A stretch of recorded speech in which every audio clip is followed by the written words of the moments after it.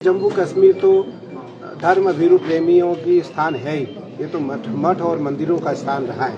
कटरा की जो दिव्य भूमि है, कटरा की जो एक आध्यात्मिक भूमि है, इस भूमि की ऊर्जा को हमें बना करके रखना चाहिए। कटरा क्योंकि भगवती का मूल स्थान है और कटरा एक आध्यात्मिक स्थान है। यहाँ देश ने दुनिया के छोटे बड़े सभी लोग आते हैं। भारत के सभी साधु महापुरुष भी भगवती के दर्शन करने आते हैं। मेरा माई से खूब स्नेह है और मैं बहुत बरसों से भगवती से प्रेम करता हूँ और मैं वैष्णो देवी निरंतर दर्शन करने आता रहता हूँ। मेरा मानना है कि कटरा की जो दिव्य भूमि है, कटरा की जो एक आध्यात्मिक भूमि है, इस भूमि की ऊर्जा को हमें बना करके रखना चाहिए और उस सात्विकता में, उस सनातन की परंपरा में कटरा का संरक्षण करना कटरा वासियों का धर्म है, कर्तव्य है, यात्रियों का भी धर्म और कर्तव्य है। उसी कड़ी में आज कटरा से थोड़े ही शहर से मुझे लगता है 2-4-5 किलोमीटर दूर वृंदावनी आश्रम, किसी समय यहाँ मैंने सुना बड़े उच्च कोटि के साधु महात्मा रहते थे।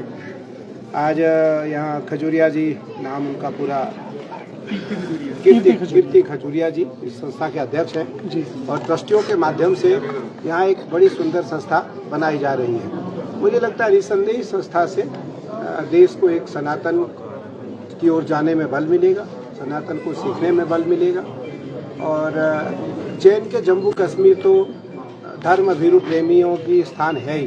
ये तो मठ और मंदिरों का स्थान रहा है। मेरा मानना है कि कटरा एक ऐसी भूमि है जिस भूमि पर आकर के साधारण व्यक्ति भी असाधारण हो जाता है, सामान्य भी असामान्य हो जाता है और दुर्जन भी सज्जन हो जाता है, दुर्जन भी सज्जन हो जाता है।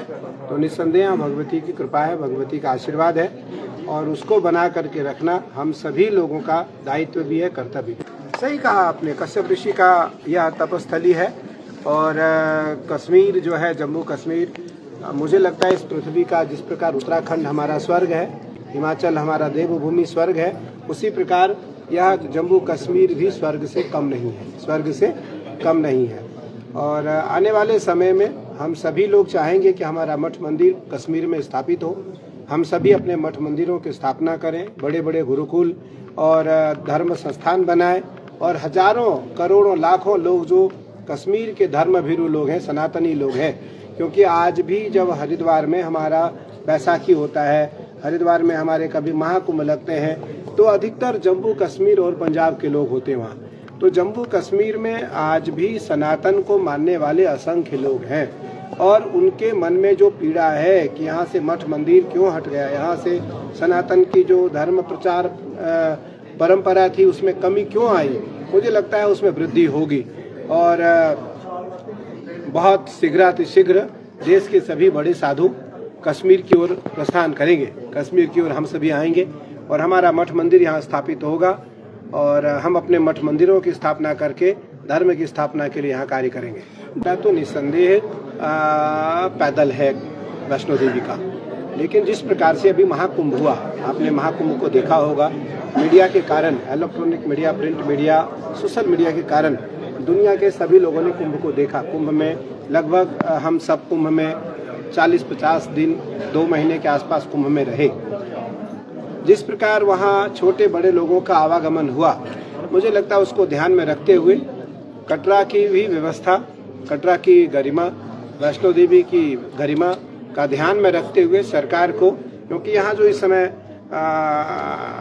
लेफ्टिनेंट गवर्नर हैं मनोज सिन्हा जी, मेरे बहुत प्रिय हैं, बहुत ऊर्जावान हैं, बहुत कर्मठ हैं, बहुत धार्मिक हैं भगवान के प्रति, भगवती के प्रति, क्योंकि वो धर्मस्थली से आते हैं, काशी से बिल्कुल उनका सटा हुआ घर है और काशी विश्वनाथ जी की असीम कृपा है उनके ऊपर। तो मुझे लगता है कि जरूर इस विषय पर गहन चर्चा हो रही होगी और अगर मेरी इस विषय पर वार्ता हुई तो मैं भी इस विषय को रखूंगा कि जहाँ तक ध्यान रहे कि जो आवागमन करने वाले यात्री हैं, जो वैष्णो देवी जाने वाले लोग हैं, वो निस्संदेह पैदल जाते हैं, लेकिन भौतिक जमाने में, भौतिक युग में सुख और सुविधा जिस प्रकार से समय लोगों के पास कम होता है, उसको भी ध्यान में रखा जाए और यात्रियों की सुविधाओं को भी ध्यान में रखा जाए, कटरा वासियों का भी ध्यान में रखा जाए, जिससे कि यहाँ के जितने व्यवसाय है, घोड़ा है, खच्चर है, पालकी है, पालकी उनको भी ध्यान में रखें हम, क्योंकि उनके द्वारा बहुत समय से यहाँ की व्यवस्था चली आ रही है।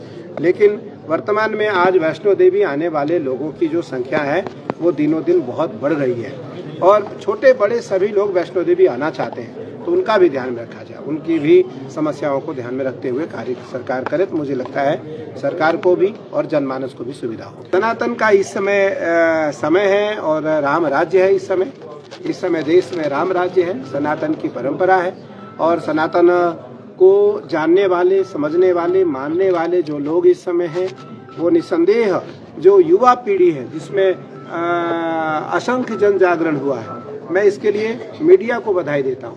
मीडिया के कारण और खास करके इलेक्ट्रॉनिक मीडिया और सोशल मीडिया के कारण आज घर घर में जनमानस की जागृति सनातन के लिए हुई। संतों का एक वाक्य घर में पहुंचा, महाकुंभ का एक वाक्य घर में पहुंचा। महाकुंभ में हम लोग अनुमान लगा रहे थे कि 35 से 40 करोड़ लोग आएंगे, लेकिन 67 करोड़ लोग आए। 67 करोड़ लोग महाकुंभ में स्नान करने आए। तो इसलिए मेरा मानना है कि इस समय राम राज्य है और रामाय रामभद्राय रामचंद्राय वेदसे रघुनाथाय नाथाय श्री सीताय पतये नमः। तो इस समय राम राज्य है और इस समय सनातन की जागृति है, सनातन का समय है और सनातन को समझना, मानना और जानने का समय है।